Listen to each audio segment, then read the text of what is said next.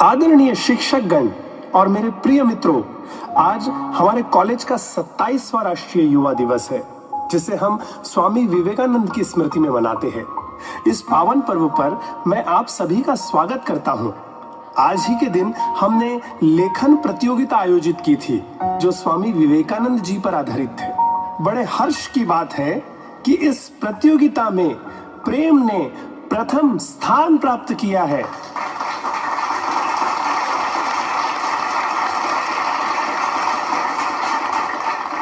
मैं तुमसे अनुरोध करता हूं कि तुम अपने लेख के कुछ अंश से हम सबको अवगत कराओ। आदरणीय गुरुजनों को मेरा प्रणाम। स्वामी विवेकानंद एक ऐसे आदर्श हैं जो अपने आप में ही दर्शन और अध्यात्म की साक्षात संस्था थे। अगर दो शब्दों में उनका संदेश देने की कोशिश करूं तो वह है कार्य और शक्ति।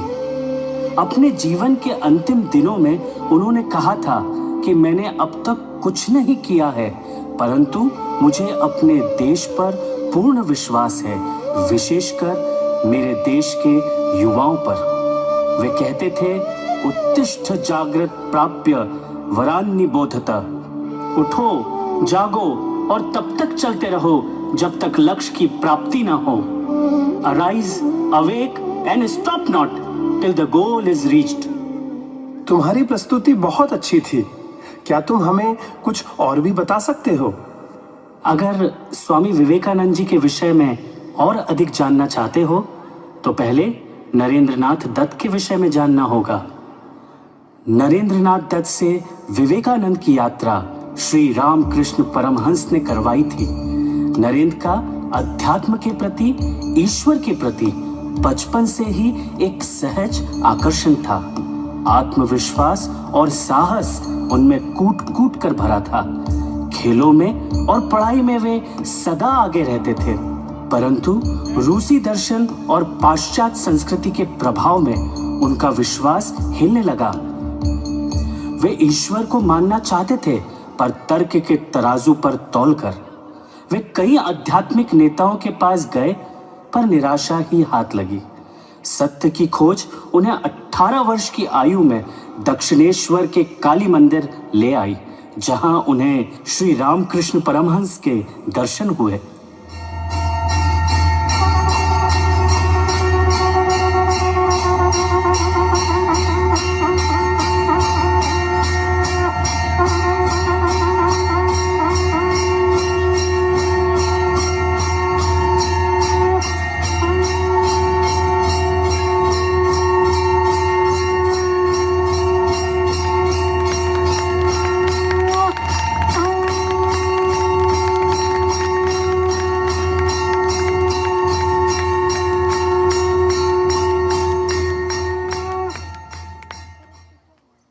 प्रणाम गुरुदेव।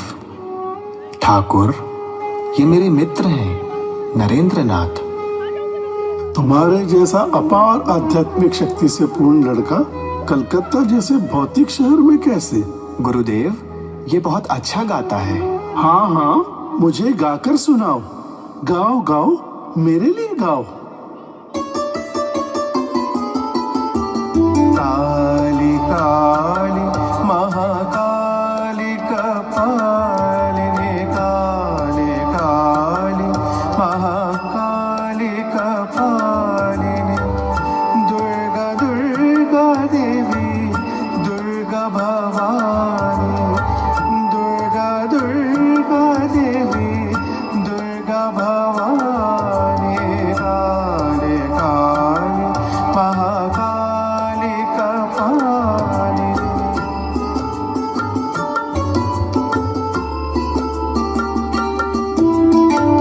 मंगल गौरी माता महेश्वरी, मंगल गौरी माता महेश्वरी, राज राजेश्वरी लक्ष्मी नारायणी, राज राजेश्वरी लक्ष्मी नारायणी, काली काली महाकाली कपालिनी, काली काली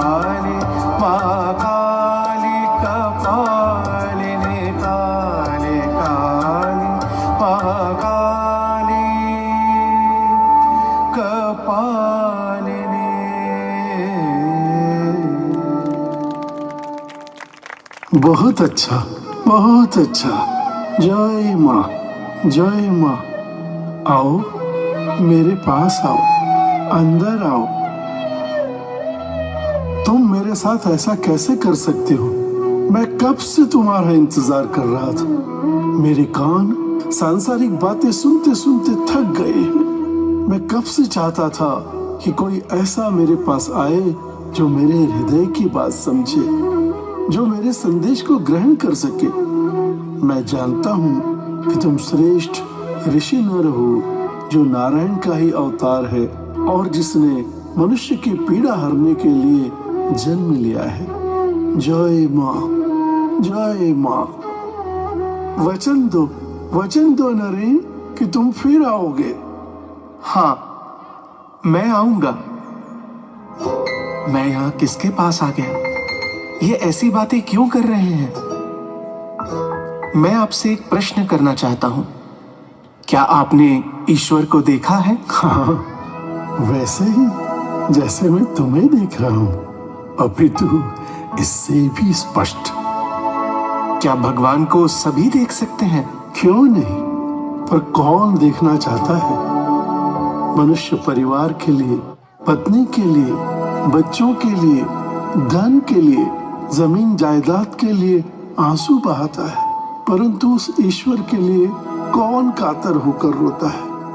नरेंद्र आश्चर्यचकित था, क्योंकि जीवन में पहली बार उसे एक ऐसा व्यक्ति मिला था जो यह दावे के साथ कह रहा था कि उसने ईश्वर को देखा है। नरेंद्र अपने घर चला गया और फिर कुछ समय पश्चात रामकृष्ण परमहंस जी के पास वापस आया। मैं माँ से प्रार्थना कर रहा था कि तुम आओ, आखिर तुम आ गए। आओ बैठो, आओ मेरे पास बैठो। श्री रामकृष्ण परमहंस ने कुछ शब्द बोले, अपनी नजर नरेंद्र पर केंद्रित की और अपना अंगूठा नरेंद्र के शरीर पर रखा। नरेंद्र को विचित्र अनुभूति हुई। ये क्या हो रहा है? सब कुछ गायब हो रहा है। ये दीवार, ये घड़ी, सब कुछ मैं स्वयं खो रहा हूँ। मैं मर रहा हूँ। पूरा विश्व किसी दिव्य शक्ति से मिल रहे हैं। मेरे माता पिता हैं, भाई बहन हैं। ये सब क्या हो रहा है? जय माँ, जय माँ। हर कार्य अपने निज समय में होता जाएगा। यह क्या था? इस व्यक्ति की इच्छा मात्र से ही अनुभूति हुई और समाप्त हो गई। यह वशीकरण नहीं, क्योंकि मैं कमजोर नहीं हूं। इस अनुभूति के पश्चात नरेंद्र ने यह स्वीकार कर लिया कि श्री रामकृष्ण परमहंस साधारण नहीं है, परंतु वे सदा उनकी कही हर बात की परीक्षा लेते। अभी भी नरेंद्र का मन उन्हें अपने गुरु के रूप में स्वीकार करने को तैयार नहीं था। गुरुजी, अगर ईश्वर एक है तो लोग उन्हें अलग अलग रूप में क्यों भजते हैं? ये अलग अलग धर्म क्यों? जिस प्रकार हिंदू छाल में पानी रखते हैं और उसे जल कहते हैं, मुसलमान चमड़े के थैली में रखते हैं और पानी कहते हैं, ईसाई वाटर कहते हैं। इसके बावजूद है तो वह एक ही। सब उसी परम तत्व की प्राप्ति चाहते हैं। अगर प्रयास सच्चा है तो लक्ष्य अवश्य प्राप्त होगा। पर संसार में रहते हुए हम कैसे ईश्वर की अनुभूति कर सकते हैं? अपने कर्तव्य कर्म करते हुए भी निर्लिप्त रहो। सदा मन ईश्वर के चिंतन में लगाए रखो। ऐसी निर्लिप्तता, ऐसा निर्मोह हम कैसे विकसित कर सकते हैं? त्याग से हम निर्मोह पा सकते हैं। Be in the world but don't let the world be in you. संसार में रहो, परंतु संसार को अपने भीतर मत लाओ। क्या इतना पर्याप्त है? इसके साथ विवेक जागृत करो, स्थायी और अस्थायी में। आज लोग पैसे के पीछे भागते हैं, जो हमारी शरीर संबंधी आवश्यकताएं ही पूरी करता है। उसका चिंतन करो, उसका चिंतन करो। मैं तो आजकल पैसे का स्पर्श भी नहीं सहन कर पाता। अच्छा, मैं चलता हूँ। नरेंद्र विचार करते हैं, पैसा छूने से क्या होगा? सुना है उन्हें बिच्छू के काटने से होने वाली पीड़ा से भी अधिक कष्ट होता है। नरेंद्र ने गुरुजी की परीक्षा लेने के लिए कुछ पैसे गुरुजी के बिस्तर में छिपा दिए। वे देखना चाहते थे कि क्या सचमुच पैसे के स्पर्श से उन्हें अधिक कष्ट होता है।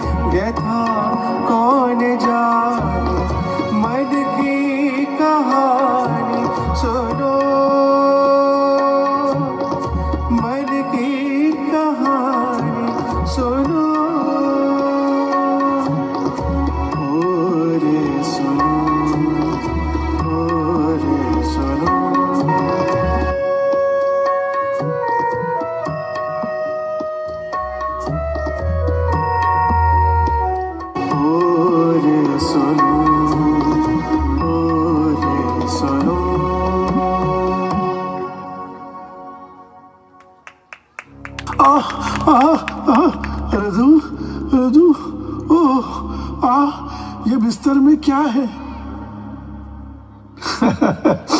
नरेंद्र, ये तुम हो? जरूर परीक्षा लो। बहुत अच्छा। जैसे सोनार सोने को परखता है, तुम भी परखो। नरेंद्र का हृदय ग्लानि से भर गया। नरेंद्र को अभी भी स्वामी रामकृष्ण परमहंस की प्रत्येक बात पर दृढ़ विश्वास न था। ऐसे में उन्होंने कई बार स्वयं अपने गुरु की परीक्षा ली और उनकी महानता का उन्हें स्वयं अनुभव होता गया। रामकृष्ण परमहंस और नरेंद्र के बीच एक विशेष स्नेह और आकर्षण था। नरेंद्र नाथ जब संभव हो गुरु के दर्शन को पहुंच जाते थे। एक बार जब वे लंबे समय तक परीक्षा के चलते दक्षिणेश्वर ना पहुंचे, तब गुरु स्वयं कोलकाता पहुंच गए और मित्र के घर पढ़ रहे नरेंद्र ने जैसे ही गुरु को देखा, गुरु समाधिस्थ हो गए। सन 1884 के शुरुआत में नरेंद्र नाथ के पिता की मृत्यु हो गई। परोपकारी होने की वजह से उन्होंने कोई पैसा एकत्रित नहीं किया। नरेंद्र बहुत बुरे दौर से गुजर रहा था। कई दिनों का भूखा नरेंद्र बिना चप्पल रामकृष्ण परमहंस जी के पास पहुंचा। नरेंद्र बहुत बुरे दौर से गुजर रहा है। क्या तुम में से कोई इसकी मदद कर सकता है? गुरुदेव, हम यथासंभव प्रयास करेंगे। गुरुदेव, आप मेरे लिए याचना कर रहे हैं? क्या मेरा कोई आत्मसम्मान नहीं? क्या मैं भिखारी हूँ? नरेंद्र, तुम क्यों भिखारी होगे? भिखारी तो मैं हूँ।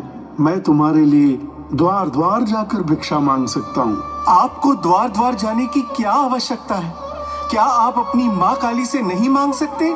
मैंने उन्हें बताया था नरेंद्र, मैंने बताया था। तो उन्होंने क्या कहा? उन्होंने कहा कि जिसे मदद चाहिए उसने स्वयं मेरे पास आना चाहिए। आज मंगलवार है, अच्छा दिन है। तुम स्वयं क्यों नहीं माँ के पास जाकर प्रार्थना करते हो? वे प्रेम दया की प्रतिमूर्ति है। जाओ नरेंद्र, जाओ, तुम मांगो। नरेंद्र, वे तुम्हें अवश्य देंगी।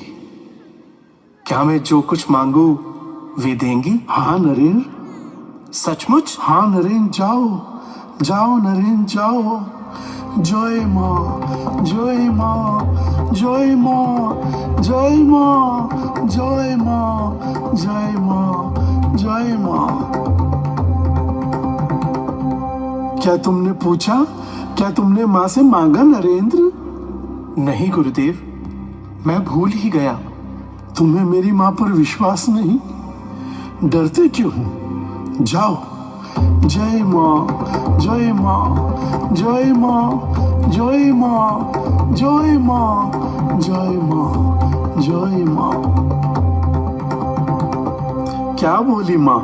तुमने माँ से नौकरी मांगी? मैं फिर भूल गया गुरुदेव। जाओ, फिर से जाओ, श्रद्धा से प्रार्थना करो। जाओ नरेंद्र।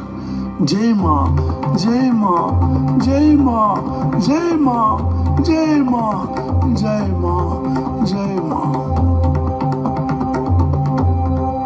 इस बार माँ से कुछ मांगा?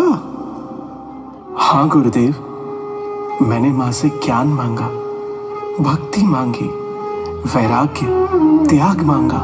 जय माँ, जय माँ। मैं बहुत खुश हूँ कि तुमने अपनी सांसारिक इच्छाएं समझ माँ के समक्ष व्यक्त नहीं की। मैं तुम्हें आशीर्वाद देता हूँ कि तुम्हारे परिवार को कभी भोजन और वस्त्र के लिए परेशान नहीं होना पड़ेगा। अब नरेंद्र एक बदला हुआ व्यक्ति था। शंकाओं ने विश्वास का रूप ले लिया था। उसका अहंकार भी समाप्त हो गया था। एक दिन श्री रामकृष्ण परमहंस जी वैष्णव मत के बारे में बता रहे थे। एक वैष्णव सदा ईश्वर के नाम का स्मरण करता है, भक्तों की सेवा करता है और सभी के प्रति हृदय में दया का भाव रखता है। नहीं नहीं, मैं दया करने वाला कौन हूँ? जीव के लिए दया कैसी? हम तो स्वयं तुच्छ हैं। किसी के प्रति क्या दया करेंगे? दया नहीं, सेवा, उनकी सेवा, जीव की सेवा, शिव की सेवा। गुरुदेव, आपने कितने सरल तरीके से भक्ति और वेदांत को जोड़ दिया।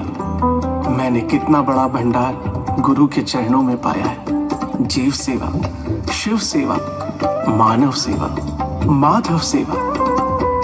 अगर ईश्वर ने चाहा तो मैं यह ज्ञान संसार को बांटूंगा। बुद्धिमान और अनपढ़ को, अमीर को और निर्धन को, ब्राह्मण को और परिहा को। सन 1885 में श्री रामकृष्ण परमहंस जी को गले का कैंसर हो गया। ऐसे में कुछ शिष्य उनके समीप जाने में हिचकिचाने लगे, परंतु नरेंद्र तत्परता से अपने गुरु की सेवा में लिप्त रहे एवं उनका झूठा दलिया भी ग्रहण करने लगे।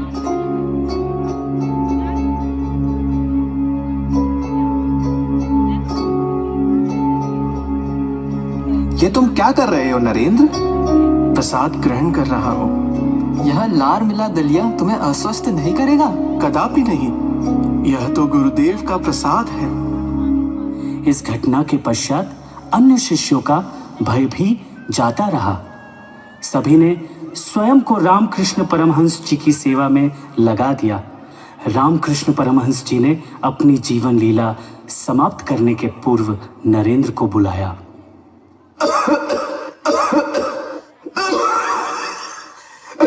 गुरुदेव, आप स्वयं को ठीक कर सकते हैं। आपको मात्र आपका ध्यान अपने गले पर केंद्रित करना है। क्या उस माँ के चरणों से अपना ध्यान हटाकर स्वयं पर लगाऊं? इस पिंजरे पर? नहीं नरेंद्र, नहीं। आपको लगाना होगा गुरुदेव। हमारे लिए आपको ध्यान लगाना ही होगा। नरेंद्र, मेरे पास बैठो और मेरी आंखों में आंखें डालकर देखो। गुरुदेव, गुरुदेव।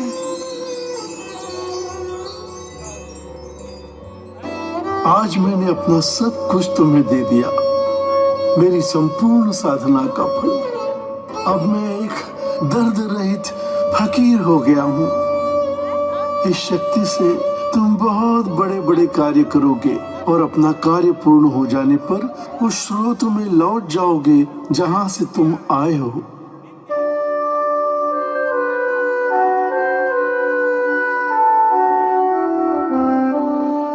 चलो मन निज निकेतन रे, चलो मन निज निकेतन रे। संसार माया रूप विदेश है, संसार माया रूप विदेश है। काहे भ्रम को उपजे रे, काहे भ्रम को उपजे रे। चलो मन निज निकेतन रे, चलो मन निज निकेतन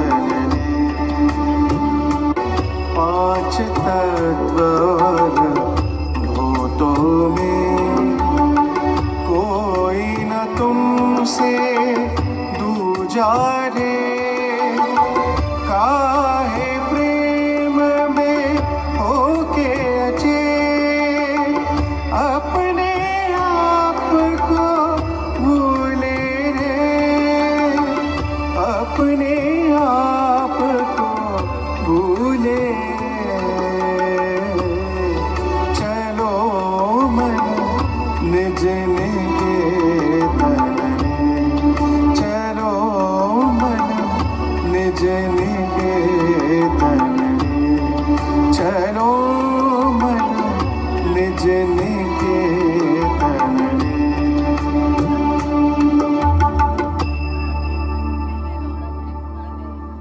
अगस्त 1886 में श्री रामकृष्ण परमहंस ने महासमाधि ले ली।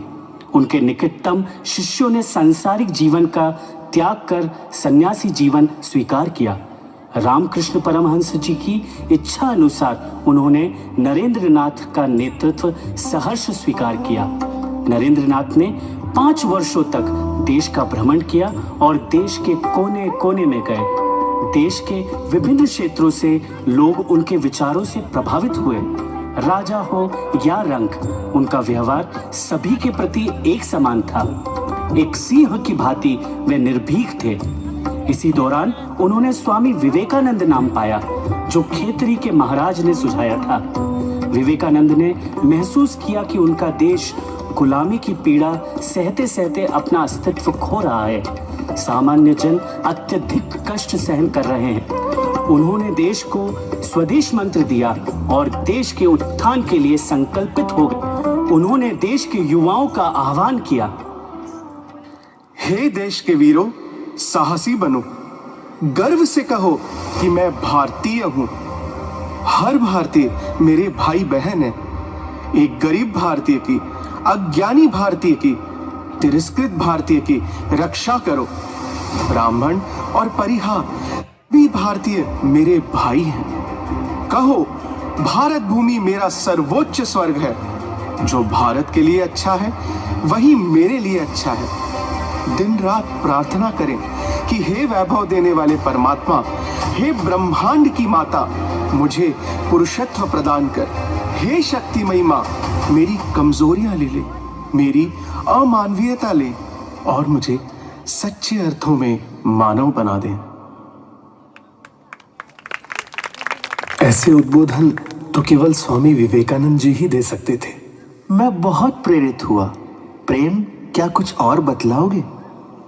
मैं एक घटना बतलाता हूँ।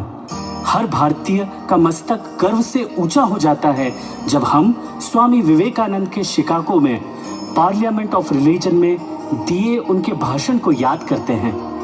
तालियों की गड़गड़ाहट से हॉल गूंज उठा था और स्वामी विवेकानंद से मिलने के लिए संभ्रांत लोग भी कुर्सियों पर चढ़कर उनके पास पहुंचना चाह रहे थे।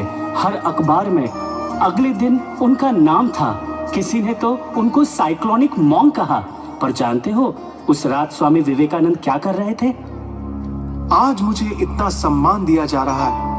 मेरे सोने के लिए रेशमी बिस्तर और गद्दे हैं, इतनी सुख सुविधाएं, जबकि मेरे देश के मेरे भाई और बहन 2 वक्त के भोजन के लिए तरस रहे हैं। मैं किस प्रकार इन सुविधाओं का आनंद लूं? हे भगवान, मेरे देशवासियों पर कृपा करो। एक बार डेट्रॉइट में स्वामी विवेकानंद जी भारत लौटने से पूर्व अपने शिष्यों के साथ वार्तालाप करते हुए कहते हैं कि मेरा देश जानता है प्रेम कैसे किया जाता है। जब मैं अपने देश जाऊंगा तो देखना किस प्रकार वो मेरा स्वागत करेंगे। और भारत में विवेकानंद जी के आने पर उनका भव्य स्वागत हुआ।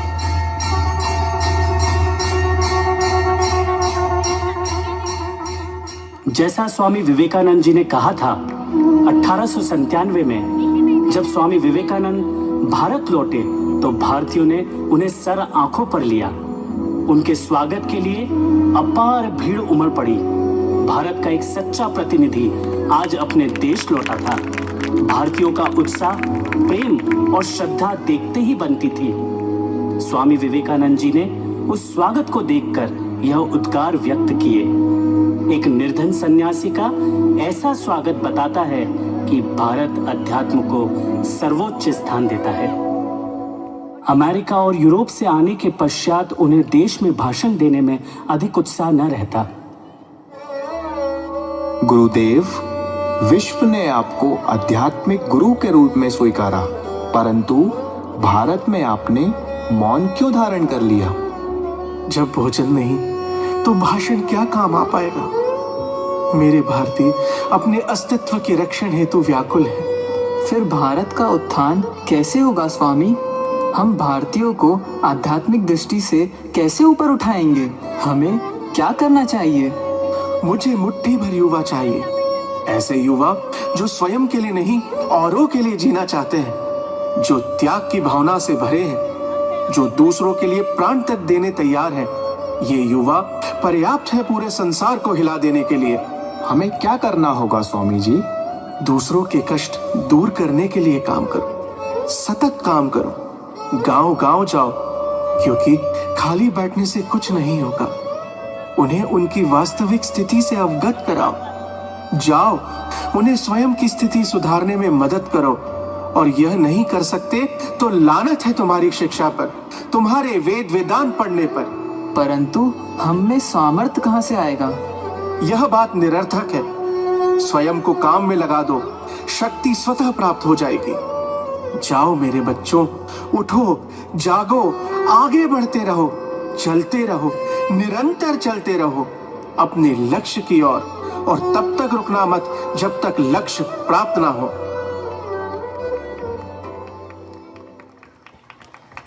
विवेकानंद जी के जीवन के विषय में तुमसे सुनकर हम एक दिव्य शक्ति से भर गए हैं। प्रेम, हम जानते हैं कि तुम भी सदा सेवा कार्य से जुड़े रहते हो। तुम स्वयं के विषय में भी कुछ बताओ। तुम्हारे गुरु कौन हैं? तुम हमें अन्य लोगों से कुछ अलग लगते हो। मैं श्री सत्य साई सेवा संगठन के युवा दल का एक सदस्य हूँ। भगवान श्री सत्य साई बाबा कहते हैं, मानव सेवा ही माधव सेवा है। युवाओं के लिए भगवान श्री सत्य साई बाबा कहते हैं, जिस प्रकार शेर जंगल का राजा है, तुम भी आध्यात्मिक क्षेत्र में सिंह बनो। संगठन की विभिन्न गतिविधियों में भाग लेकर हम अपना जीवन सार्थक कर सकते हैं। हम भी तुम्हारे साथ मिलकर एक उद्देश्यपूर्ण जीवन जिएंगे। आज हम संकल्प लेते हैं कि हम सतत क्रियाशील रहेंगे। स्वामी की हमसे जो अपेक्षाएं हैं उन पर खरे उतरेंगे, जिससे उन्हें हम पर गर्व हो। आज हम संकल्प लेते हैं।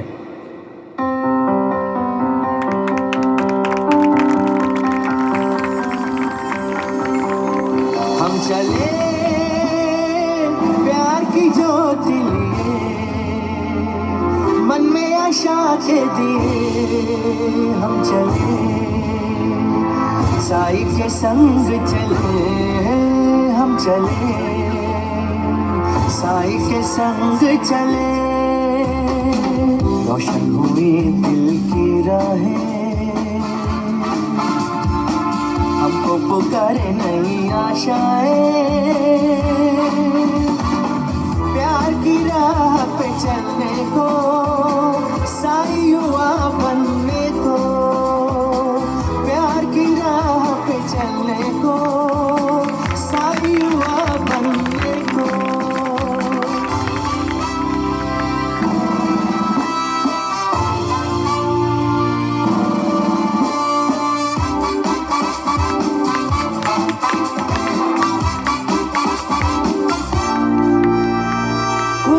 सवेरा मिटा अंधेरा, सत्य का सूरज निकल रहा। प्रेम शांति के दिव्य सुरों से मन का मंदिर गूंज रहा। सारी दिशाएं गाने लगी है, उठो बदल दो सारा जहां। अपनी सुनहरी बाहें फैलाए, स्वर्णिम युग है पुकार रहा। स्वर्णिम युग है पुकार रहा। रोशन हुई दिल की राहें, हमको पुकारे नई आशाएं। प्यार की राह पे चलने को, साई युवा बनने को। प्यार की राह पे चलने को, साई युवा बनने को।